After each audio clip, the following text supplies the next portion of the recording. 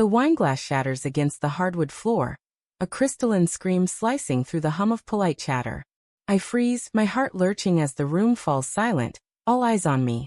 My wife, Claire, stands at the head of the dining table, her face a mask of controlled fury, lips trembling as she glares. "You don't deserve to be here," she says, her voice low, venomous, each word a dagger aimed at my chest. The other guests, her friends, not mine, shift uncomfortably, their forks clinking against plates, eyes darting to avoid mine. I want to scream back, to demand why, but my throat tightens, and all I can do is stand there, the weight of her words crushing me. I didn't even want to come to this damn dinner. The evening had started wrong, like a song played in the wrong key. Claire had been distant all week, her smiles forced, her touches fleeting.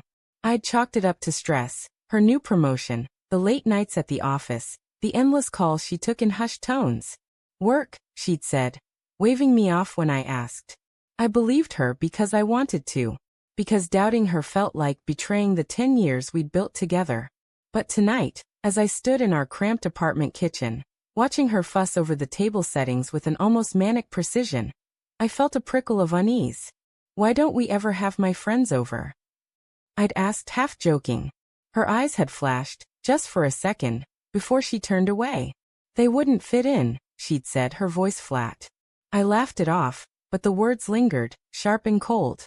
Now, standing in the wreckage of her accusation, I feel the room tilt. The dining room smells of roasted garlic and expensive Merlot, but it's suffocating, the air thick with unspoken truths.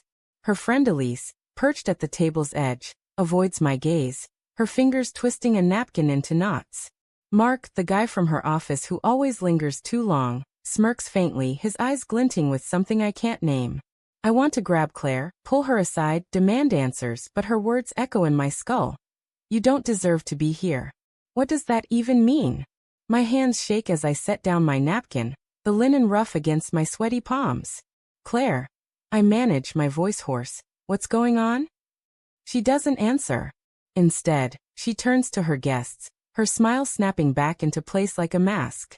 "Let's not ruin the evening," she says, her tone bright but brittle. The others murmur agreement, their voices a low hum, but I feel their stares, sharp as needles. I stumble out of the room, my pulse pounding in my ears, the hallway dim and narrow, like it's closing in. I need air. I need to think. The front door slams behind me, the autumn chill biting my skin as I lean against the brick wall of our building, my breath visible in the night air. My mind races, replaying every moment of the past few months, her late nights, her guarded phone, the way she flinched when I touched her last week. I told myself it was nothing. I told myself I was paranoid. But I wasn't. Not entirely. There was that text I'd glimpsed on her phone 2 weeks ago from M. Just a single line. "Can't wait to see you." I'd asked her about it, casual, trying not to sound accusing. She'd laughed, said it was her coworker Mark planning a work thing. I'd nodded, swallowed my doubt, because what else could I do? She was Claire, my Claire, who cried during cheesy rom-coms, who left me sticky notes on the fridge with terrible puns. She wasn't the type to lie. Or so I thought. I paced the sidewalk, the streetlights casting long, distorted shadows. My phone buzzes in my pocket, and I fumble to check it, hoping it's Claire, an apology, an explanation. It's not. It's Elise, her message short and cryptic. "Meet me at the coffee shop on 5th. Now. My stomach twists. Elise, with her nervous smiles and too long glances, has never texted me before. Why now? I hesitate, my thumb hovering over the screen, but something, curiosity, dread, desperation, pushes me forward. The coffee shop is only a block away, its neon sign flickering like a warning. Inside, the air smells of burnt espresso and damp wool. Elise is already there, tucked into a corner booth, her coat still on, like she's ready to bolt. Her eyes dart to mine, wide and glassy, and for a moment, I think she's going to cry. "I'm sorry," she says before I even sit down, her voice barely above a whisper. "I didn't know how to tell you." My heart stops, then hammers. "Tell me what?" I ask, though part of me already knows. Her hands tremble as she slides her phone across the table, a photo glowing on the screen. It's Claire laughing, her head thrown back, her hand resting on Mark's arm. They're in a bar, the lighting dim, intimate. The timestamp is last night, when Claire told me she was working late. I stare at the photo, my vision blurring. There's more, Elise says, her voice breaking. She swipes to another image. Claire and Mark closer now, their faces inches apart. My chest tightens, like someone squeezing the air out of me. Why are you showing me this? I ask, my voice raw, accusing. Elise flinches, her fingers twisting together. Because I saw them, she says. Last week at his place. I was dropping off files, and they didn't know I was there. Her words hit like punches, each one harder than the last. I want to deny it, to call her a liar, but the photos don't lie. The way Claire's looking at him, the way her hand lingers, they tell a story I can't unsee. I don't remember leaving the coffee shop, but I'm back on the street, the cold air stinging my face.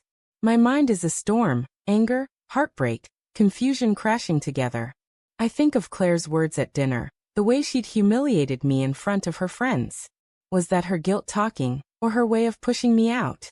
I want to confront her, to scream, to beg her to tell me it's not true. But deep down I know it is. The signs were there, small at first, her late nights, her coldness, the way she stopped saying, I love you first. I'd ignored them, clung to the version of her I wanted to believe in. But that version is gone. I head back to the apartment, my steps heavy, deliberate. The dinner is over, the guests gone, the table littered with half-empty plates and wine-stained glasses. Claire's in the kitchen, scrubbing a pan, her movements sharp, angry. She doesn't look up when I walk in. We need to talk. I say, my voice steady despite the chaos inside me. She freezes, her hands still in the soapy water. About what? She asks, too casual, too defensive. I pull out my phone, show her the photos Elise sent. Her face crumples, just for a second, before she hardens again. It's not what you think, she says, but her voice wavers and I know she's lying. Then what is it? I demand, my voice rising. Because it looks like you're in love with someone else. The words burn as they leave my mouth, and her silence is deafening. She sets the pan down, her hands trembling, and when she finally looks at me, her eyes are wet but not with regret, with defiance. You've been checked out for months, she says, her voice sharp. You don't see me anymore. It's a blow I didn't expect, and for a moment I falter. Have I? I think of the late nights I spent working, the arguments we brushed off, the distance I thought was temporary. But it doesn't justify this. It doesn't justify her. The room feels smaller, the walls closing in as we stand there, two strangers who used to love each other. I saw you. I say, my voice breaking. Elise showed me everything. Claire's eyes widen, and for the first time, she looks scared. Not of me, but of being caught. It was a mistake, she whispers, but it's too late. The truth is out, raw and ugly, and it's not just about Mark. It's about us, how we let the cracks grow until they swallowed everything. I turn to leave, my heart in pieces, but her voice stops me. I'm pregnant, she says so softly I almost miss it. I freeze, my breath catching, and when I turn back, her eyes are pleading, but I don't know whose child she's carrying. The uncertainty is a knife, twisting deeper than any betrayal.